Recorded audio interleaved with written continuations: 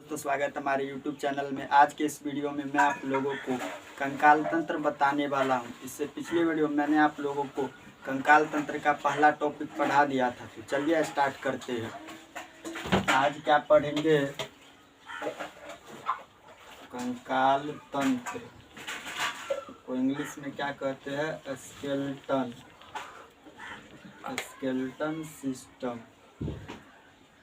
Skeleton system यानी कंकाल तंत्र। तो इसमें जो पिछला वीडियो में टॉपिक तो पढ़ा दिए थे, आज जो स्टार्ट करने वाले हैं तो देखिए यहाँ पर सिर को इंग्लिश में क्या कहते हैं? हेड यानी खोपड़ी को इंग्लिश में कहते हैं स्किल। तो सिर यानी हेड, सिर का मतलब हो गया माथा। तो सिर में कितना हड्डी होता है? तो सिर में हड्डियों की टोटल संख्या होती है 29। कितना हड्डी होती है? 29। अगर वैसे पूछेगा तो सिर में हड्डियों की संख्या 8 होती है। सिर यानी खोपड़ी में हड्डियों की संख्या 29 होती है। उसके बाद देखिए चेहरा में कितना होता है? चेहरा में हड्डियों की संख्या 14। चेहरा में हड्डियों की संख्या कितना होता है? 14। कान में हड्डियों की संख्या 6 होती है। और हॉयड में हड्डियों की संख्या 1 होती है। और कपाल में हड्डियों की संख्या कितनी होती है? 8 होती है। कपाल में हड्डियों की संख्या 8। कपाल जो होता है वो किस झिल्ली से घिरा होता है? तो क्रेनियम नामक झिल्ली से हमारा कपाल क्या होता है? घिरा हुआ रहता है। ठीक है, तो इसको समझिए। सिर को इंग्लिश में क्या कहते हैं? हेड कहती है। और खोपड़ी उसी को बोलते हैं, इसको इंग्लिश में कहता है स्किल। तो पूरा खोपड़ी में यानी पूरा सिर में कितना हड्डी होता है? तो टोटल हड्डी होता है 29। अगर वैसे पूछेगा तो होता है 8 हड्डी। तो चेहरा में टोटल कितना हड्डी होता है? 14 गो। कान में हड्डियों की संख्या 6। हॉयड में हड्डियों की संख्या कितना होता है? 1। और कपाल में हड्डियों की संख्या कितना होता है? कपाल में हड्डियों की संख्या कितना होता है? 8। और हमारा जो कपाल है वो किस झिल्ली से घिरा है? तो क्रेनियम नामक झिल्ली से घिरा हुआ है। किस झिल्ली से? क्रेनियम नामक झिल्ली से घिरा हुआ है। उसके बाद समझिए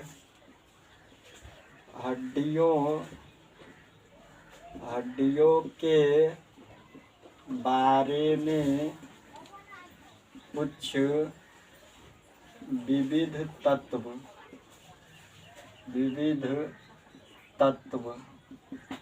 हड्डियों के बारे में कुछ विविध तत्व। तो गर्दन में हड्डियों की संख्या कितनी होती है? 7। गर्दन में हड्डियों की संख्या गर्दन में हड्डियों की संख्या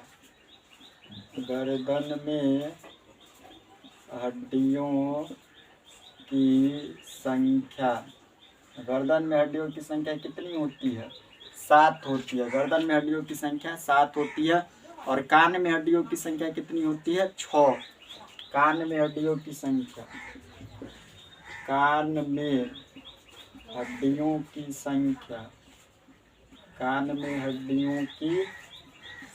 कितनी होती है? 6। कान में हड्डियों की संख्या 6 होती है। और कान में 3 गो हड्डी इस कान में और 3 गो हड्डी इस कान में होता है। तो 3 गुना कितना हो जाएगा? 6। कितना हो जाएगा? 3 गुने 2। तो कितना हो जाएगा? 2 तिया 6 हड्डी। किस में? तो कान में। कान में जो हड्डी होता है उसको याद करने का एक ट्रिक है। क्या है ट्रिक? इसको याद करने का एक ट्रिक है मिस, मिस। ये क्या है? ट्रिक है। देखिए एम से क्या हो जाएगा? एम से हो जाएगा मेलियस। एम से मेलियस। आई से हो जाएगा इनकस। आई से क्या हो जाएगा? इनकस। और एस से क्या हो जाएगा? स्टेप्स। एस से क्या हो जाएगा? स्टेप्स। तो स्टेप्स सब कितना mm का होता है? 6 mm का। ये सब कितना mm का होता है? तो 6 mm यानी 6 मिलीमीटर का होता है। अब इसको एक बार फिर से समझिए। टॉपिक का नाम क्या था? कंकाल तंत्र, उसको इंग्लिश में कहते हैं स्केलेटन सिस्टम। तो सिर, हेड यानी खोपड़ी, पूरा सिर में हड्डियों की संख्या 29 होती है। कितना? 29 होती है। अगर वैसे पूछेगा तो 8 होती है। ठीक है। चेहरा में हड्डियों की संख्या कितना? तो 14। चेहरा में 14। कान में हड्डियों की संख्या 6 होती है। हॉयड में हड्डियों की संख्या 1 होती है। कपाल में, यानी कपाल में कितनी होती है? 8। और हमारा जो कपाल है वो किस झिल्ली से घिरा हुआ है? तो क्रेनियम नामक झिल्ली से घिरा हुआ है। और हड्डियों के बारे में कुछ विविध तत्व है। तो गर्दन में हड्डियों की संख्या कितनी हो गया? गर्दन में हड्डियों की संख्या 7 होती है। कान में हड्डियों की संख्या 6 होती है। 3 गो इसमें और 3 गो इसमें, तो कितना हो जाएगा? 3 दूना 6।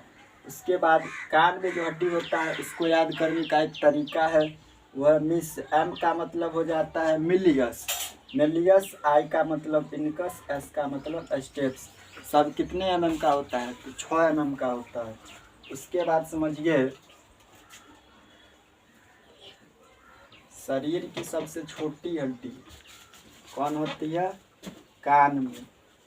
शरीर की सबसे छोटी हड्डी स्टेप्स होती है, जो मध्य कान में होती है। शरीर की सबसे छोटी हड्डी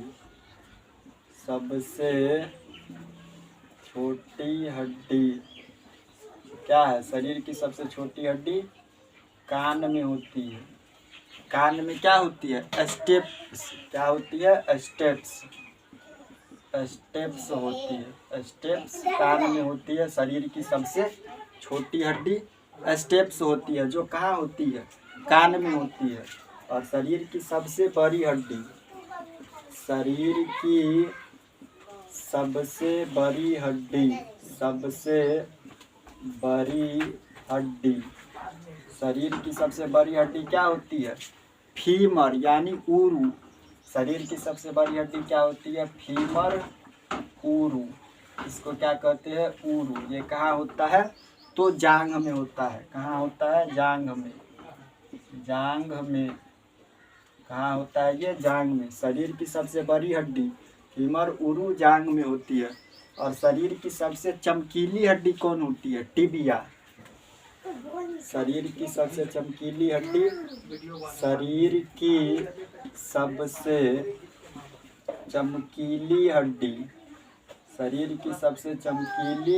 कौन है?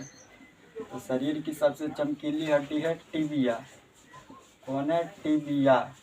शरीर की सबसे चमकीली हड्डी क्या है? टिबिया है। और शरीर की सबसे खोखली हड्डी क्या है? तो हंसली है। शरीर की सबसे खोखली हड्डी शरीर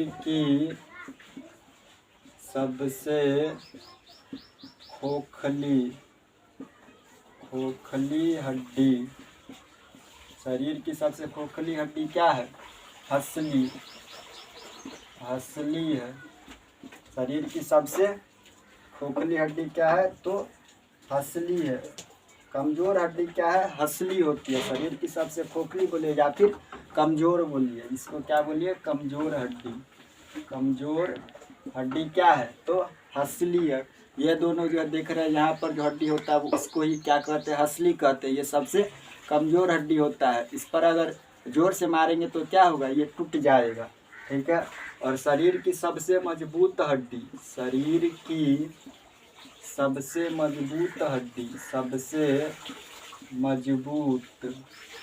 मजबूत हड्डी कौन होती है? जबड़े की हड्डी। शरीर की सबसे मजबूत हड्डी कौन होती है? जबड़ा की हड्डी क्या होती है? मजबूत होती है। इसको इंग्लिश में कहते हैं डेंट्री। सबसे मजबूत हड्डी होती है। उसके बाद है, तो सब लिखा गया। अब इसको एक बार फिर से समझिए। शरीर की सबसे छोटी हड्डी, हमारा शरीर जो है उसमें सबसे छोटी हड्डी क्या है? तो स्टेप्स है। क्या है?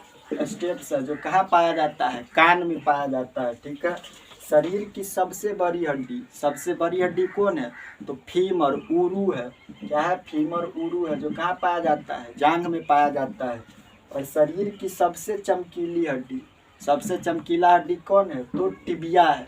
कौन है? टिबिया है। और शरीर की सबसे कमजोर या खोखली हड्डी कौन है? हंसली है। ये दोनों जो हड्डी है ये क्या है? हंसली है। ठीक है। और शरीर की सब इसको हंसली को क्या कहते हैं? केल्विक भी कहते हैं। क्या कहते हैं इसको? केल्विक भी कहते हैं इसको। ठीक है। और शरीर की सबसे मजबूत हड्डी कौन है? जबड़ा की हड्डी यानी डेंट्री है। ठीक है। इसके बाद अगला टॉपिक क्या है? अगला टॉपिक है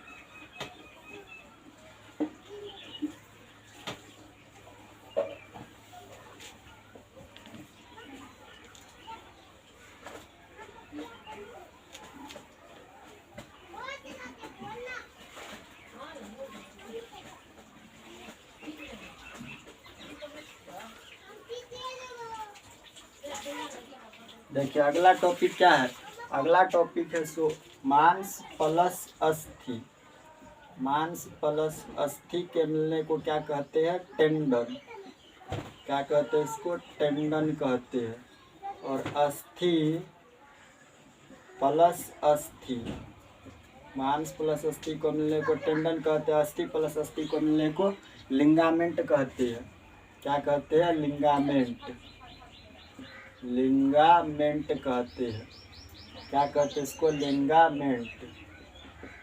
मांस प्लस अस्थि मिलेगा तो टेंडन, और अस्थि से अस्थि मिलेगा लिंगामेंट, और मांस से मांस मिलेगा तो उसको क्या कहते हैं? सिलेक्स कहते हैं। ठीक है। उसके बाद क्या है? सिलेक्स कहते हैं।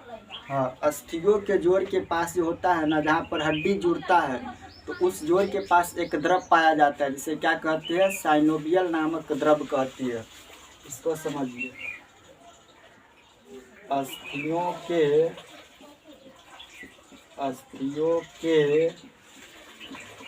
जोड़ के पास साइनोवियल नामक द्रव पाया जाता है।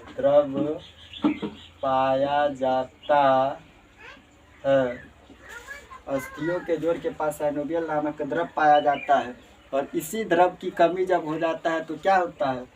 साइनोवियल नामक द्रव पाया जाता है जो हड्डियों को मुड़ने में सहायता प्रदान करता है। क्या करता है? कि हड्डियों को मुड़ने में सहायता प्रदान करता है।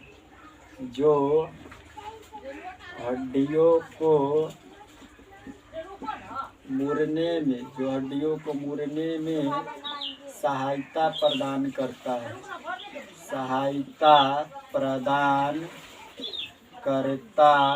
है। और इसी द्रव का जब कमी हो जाता है तो क्या हो जाता है? कि शरीर में गठिया नामक रोग हो जाता है। इसी द्रव की कमी से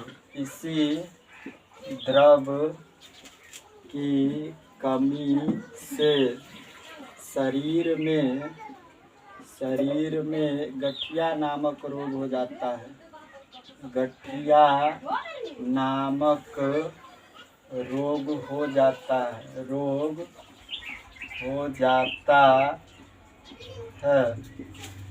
अब इसको समझिए। अस्थि के जोड़ के पास मतलब क्या हुआ? कि जहाँ पर हमारा शरीर में अस्थि का मतलब हड्डी यानी बोन, तो अस्थि जब जहाँ पे जुड़ता है तो वहाँ पर एक द्रव पाया जाता है। क्या पाया जाता है? द्रव। तो अस्थियों के जोड़ के पास कौन सा द्रव पाया जाता है? तो साइनोवियल नामक द्रव। कौन सा? साइनोवियल नामक द्रव पाया जाता है जो हड्डियों को मुड़ने में सहायता प्रदान करता है। कौन?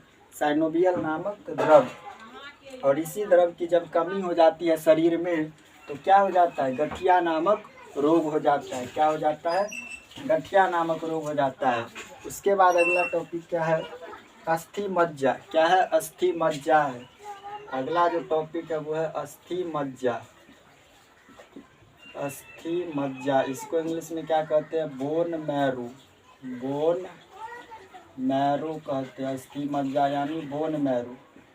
तो अस्थियों के बीच में जालीनुमा आकृति होती है। अस्थियों के बीच के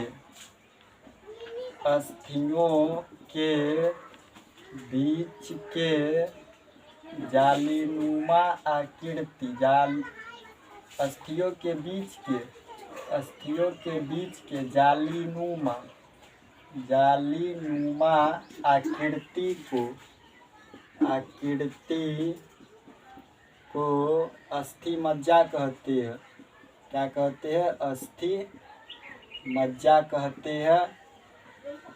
अस्थि मज्जा कहते हैं। और अस्थि मज्जा का निर्माण कहाँ होता है? आरबीसी में होता है। इसका निर्माण आरबीसी में होता है। आरबीसी में होता है। इसका निर्माण कहाँ होता है? आरबीसी में होता है। अस्थि मज्जा, तो अस्थि मज्जा को इंग्लिश में क्या कहते हैं? Bone marrow. अस्थियों के बीच के मतलब क्या होता है? अस्थि यानी हड्डी के बीच में एक जालीनुमा आकृति पाई जाती है, जिसे अस्थि मज्जा कहते हैं।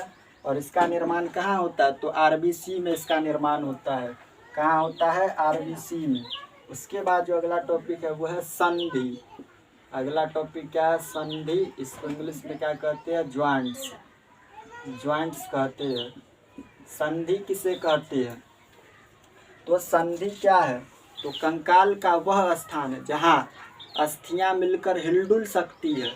कंकाल का वह स्थान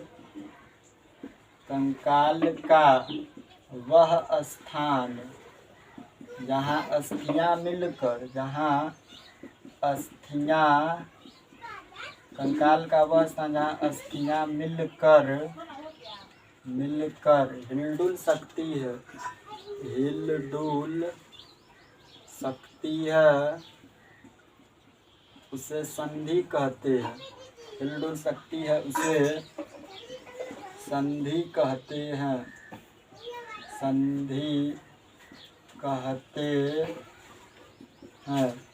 संधि यानी ज्वाइंट्स। तो कंकाल का वह स्थान जहाँ अस्थियां मिलकर यानी हड्डी मिलकर क्या हो सकती है? कि हिलडुल सकती है, उसे क्या कहते हैं? संधि कहते हैं। और संधि जो होता है वो 5 प्रकार का होता है। कितने प्रकार का? 5 प्रकार का। तो इसको एक बार फिर से समझिए। मांस प्लस अस्थि, मांस और अस्थि के मिलने को क्या कहते हैं? टेंडन कहते हैं। और अस्थि प्लस अस्थि के मिलने को लिगामेंट कहते हैं। और अस्थियों के जोड़ के पास यानी हड्डी के जोड़ के पास साइनोवियल नामक एक द्रव पाया जाता है जो हड्डियों को मुड़ने में मदद करता है। और जब इसी द्रव की कमी हो जाती है तो हमारे शरीर में क्या हो जाता है? कि गठिया नामक रोग हो जाता है। क्या हो जाता है? गठिया नामक रोग हो जाता है। अस्थि मज्जा, इसको इंग्लिश में क्या कहते हैं? Bone marrow. और अस्थियों के बीच यानी हड्डी के बीच में एक जालीनुमा आकृति पाई जाती है जिसे अस्थि मज्जा कहते हैं। जिसे क्या कहते हैं? अस्थि मज्जा कहते हैं। इसका निर्माण कहाँ होता है? आरबीसी में इसका निर्माण होता है। और संधि ज्वाइंट्स, तो कंकाल का वह स्थान जहाँ अस्थियां मिलकर यानी हड्डी मिलकर हिलडुल सकती है उसे क्या कहते हैं? संधि कहते हैं। और संधि जो है वो 5 प्रकार का होता है। अब समझिए संधि 5 प्रकार का होता है।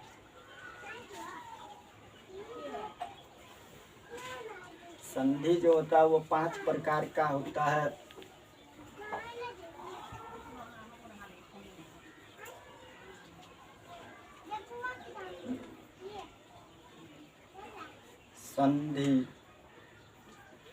संधि जो है वो 5 प्रकार का होता है। संधि 5 प्रकार का होता है। पहला होता है अचल संधि, अपूर्ण संधि और पूर्ण संधि। पूर्ण संधि होता है, ठीक है। अचल संधि, अपूर्ण संधि और पूर्ण संधि। फिर पूर्ण संधि जो होता है वो कितने प्रकार की होते हैं? 5 प्रकार की। पूर्ण संधि कितने प्रकार के होते हैं? 5 प्रकार की। पूर्ण संधि 5 प्रकार के होते हैं। पहला होता है बॉल एंड सॉकेट यानी कंदुक खल्ली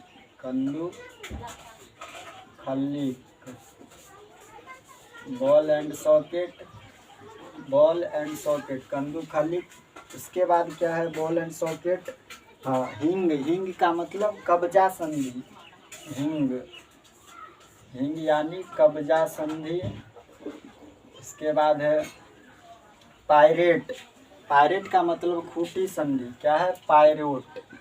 पायरोट का मतलब खूंटी संधि।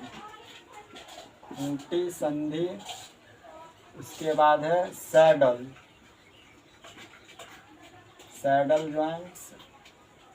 सैडल के बाद क्या है, ग्लाइडिंग ज्वाइंट्स। पहले आता है ग्लाइडिंग ज्वाइंट्स, तब आता है saddle joints. Gliding, gliding joints, इसके बाद सैडल ज्वाइंट्स, सैडल ज्वाइंट्स। तो इसको समझिए। संधि, संधि को मतलब संधि को इंग्लिश में क्या कहते हैं, ज्वाइंट्स। इसको इंग्लिश में क्या कहते हैं, ज्वाइंट्स कहते हैं। संधि जो है वो 3 प्रकार का होता है, अचल संधि, अपूर्ण संधि और पूर्ण संधि। फिर पूर्ण संधि जो होता है वो कितने प्रकार के होते हैं, 5 प्रकार के, बॉल एंड सॉकेट, कंदू खली, हिंग यानी कब्जा संधि, पायरेट यानी खूंटी संधि, ग्लाइडिंग और सैडल। तो इसको समझिए। अचल संधि, अचल संधि, अचल संधि क्या है, तो अचल संधि को फिक्सेड या रेशेदार संधि भी कहते हैं। किसको, अचल संधि को क्या कहते हैं, फिक्सेड, फिक्सेड या रेशेदार संधि भी कहते हैं। रेशेदार संधि, रेशेदार संधि भी कहते हैं। अचल संधि को क्या कहते हैं, फिक्स यानी फिक्स है, ठीक है, या इसे रेशेदार संधि भी कहते हैं। और ये संधि जहाँ पाई जाती है ना वहाँ बिल्कुल भी गति देखने को नहीं मिलता है।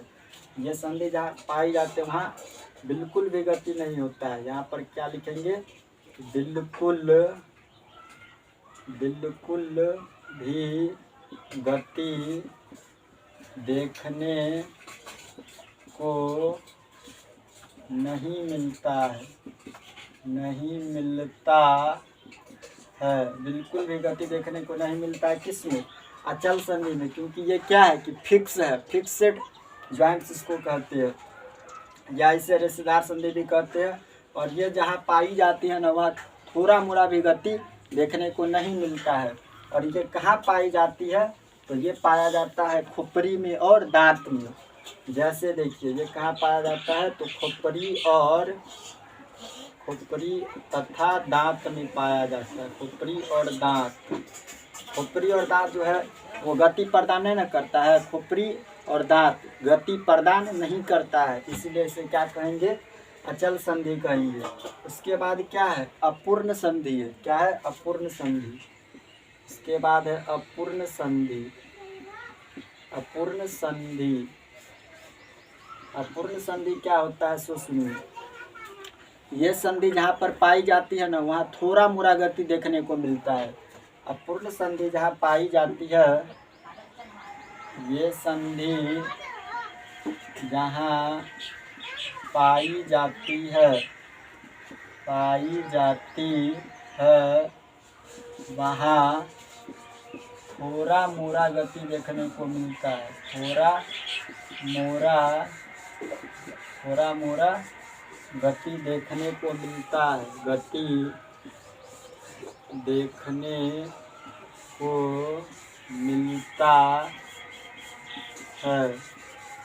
हाँ, थोड़ा मोड़ा गति देखने को मिलता है। जैसे देखिए अपूर्ण संधि जो जहाँ पर पाई जाती है वहाँ थोड़ा मोड़ा गति देखने को मिलता है। जैसे रिब्स, जैसे पसली, पसली को इंग्लिश में कहते हैं रिब्स, रिब्स या कशेरुक दंड, कशेरुक दंड, कशेरुक दंड। इसको इंग्लिश में क्या कहते हैं, बैकबोन, बैकबोन कहते हैं। अपूर्ण संधि क्या आता है, ये संधि जहाँ पर पाए जाते हैं वहाँ थोड़ा मोड़ा गति देखने को मिलता है। जैसे पसली है तो पसली को इंग्लिश में कहते हैं रिब्स और कशेरुक दंड, बैकबोन। तो ये क्या करता है कि थोड़ा मोड़ा गति करने की अनुमति देती है। उसके बाद जो अगला है वो क्या है, पूर्ण संधि। क्या है, पूर्ण संधि, पूर्ण संधि है। पूर्ण संधि क्या होगा, पूर्ण यानी पूरी तरह से अनुमति करने की, गति करने की अनुमति कौन देती है, पूर्ण संधि, यानी पूरी तरह से गति करने की अनुमति देती है पूर्ण संधि। यह पूरी तरह से गति करने की अनुमति देती है, अनुमति देती है। पूर्ण संधि क्या करती है कि पूरी तरह से गति करने की अनुमति देती है। ठीक है, अब इसको एक बार फिर से समझिए। संधि जो है ज्वाइंट्स कितने प्रकार का होता है? 3 प्रकार का, अचल संधि, अपूर्ण संधि, पूर्ण संधि। तो अचल संधि तो इसे फिक्स्ड ज्वाइंट्स या रेशेदार संधि भी कहते हैं। किसको? अचल संधि को। और ये जहाँ पाए जाते हैं वहाँ थोड़ा मोड़ा भी गति देखने को नहीं मिलता है। जैसे खोपड़ी और दांत में पाई जाती है अचल संधि। अपूर्ण संधि, ये संधि जहाँ पाए जाते हैं वहाँ थोड़ा मोड़ा गति देखने को मिलता है। जैसे पसली को इंग्लिश में रिब्स कहते हैं, कशेरुकदंड यानी बैकबोन। और पूर्ण संधि तो यह पूरी तरह से गति करने की अनुमति देती है, पूर्ण संधि। ठीक है, और पूर्ण संधि जो है वो 5 प्रकार का होता है। इस सब को भी समझेंगे बारी बारी से। देखिए,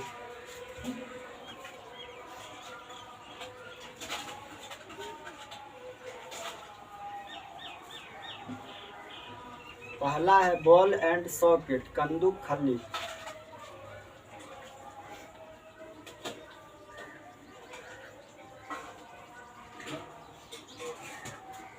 पहला क्या है? बॉल एंड सॉकेट है, पूर्ण संधि। तो बॉल एंड सॉकेट का काम क्या है? इसका आप काम समझ लीजिए। बॉल एंड सॉकेट का काम है कि बॉल एंड सॉकेट को हिंदी में कहते हैं कंदूक खली। तो ये संधि जो जहाँ पर पाई जाती है ना वहाँ पर गोल आकृति होती है। कैसी आकृति होती है? गोल आकृति। बॉल एंड सॉकेट जो जहाँ पर पाए जाते हैं वहाँ पर गोल आकृति होती है। कैसी आकृति होती है? गोल आकृति होती है। गोल आकृति होती है। जैसे देखिए, ये जो हाथ जुड़ा हुआ है तो यहाँ पर क्या होगा कि गोल आकृति होगा। तो बॉल एंड सॉकेट जहाँ पर पाए जाते हैं वहाँ पर कैसा आकृति होता है? गोल आकृति। और जहाँ पर जो हड्डी जुड़ता है तो वहाँ पर भी क्या होता है कि गोल आकृति होता है, जिसमें वो जुड़ा हुआ रहता है। तो बॉल एंड सॉकेट का काम क्या है कि एक गोल आकृति होता है जिसमें हड्डी जुड़ी हुई रहती है। ठीक है, उसके बाद क्या? हिंग का मतलब कब्जा संधि। हिंग का मतलब क्या हो गया? कब्जा संधि। इसका काम क्या है? कब्जा संधि का काम है कि यह एक ही ओर गति करने की अनुमति देती है। यह एक ही ओर गति करने की अनुमति देती है। कौन? कब्जा संधि। कब्जा का मतलब हो गया कि एक ही ओर गति करने की अनुमति कौन देती है? हिंग यानी कब्जा संधि। जैसे केहनी और घुटना। जैसे देखिए, जैसे में केहुनी और घुटना, केहुनी तथा घुटना। केहनी और घुटना क्या करता है कि एक ही ओर गति करने की अनुमति देती है। उसके बाद क्या है? पायरेट यानी खूंटी संधि। तो खूंटी संधि का आकार जो होता है वो खूंटी के समान ही होता है। खूंटी संधि का आकार कैसा होता है? खूंटी के समान। इसका आकार कैसा होगा? आकार जो होगा वो खूंटी के समान ही होगा, खूंटी के समान होगा। और ये एक दूसरे पर क्या होती है कि एक दूसरे पर रखते हैं तो फिसलती है। कौन? खूंटी संधि। जैसे हाथ का ऊपरी भाग एटलस तथा निचला भाग होता है। हाथ का ऊपरी भाग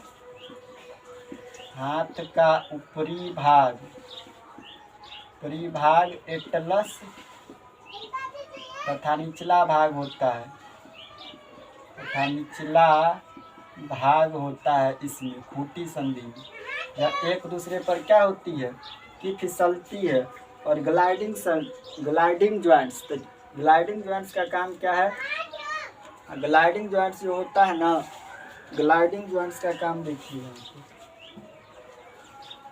बॉल एंड सॉकेट में जैसे पेल्विक और फीमर, बॉल एंड सॉकेट का जैसे देखिए, जैसे में पेल्विक प्लस फीमर, पेल्विक और फीमर, स्केपुला और ह्यूमरस प्लस ह्यूमरस। ये क्या होता है कि ये दोनों जहाँ पर जुड़ता है वहाँ पर गोल आकृति होती है। कैसी आकृति होगी? बॉल एंड सॉकेट में गोल आकृति। हिंग कब्जा संधि, एक ही ओर गति करने की अनुमति देते, जैसे केहनी और घुटना। पायरेट, तब पायरेट माने खूंटी, तो इसका आकार खूंटी के समान होता है। जैसे हाथ का ऊपरी भाग एटलस और निचला भाग होता है। ग्लाइडिंग संधि का काम क्या है? सो सुनिए।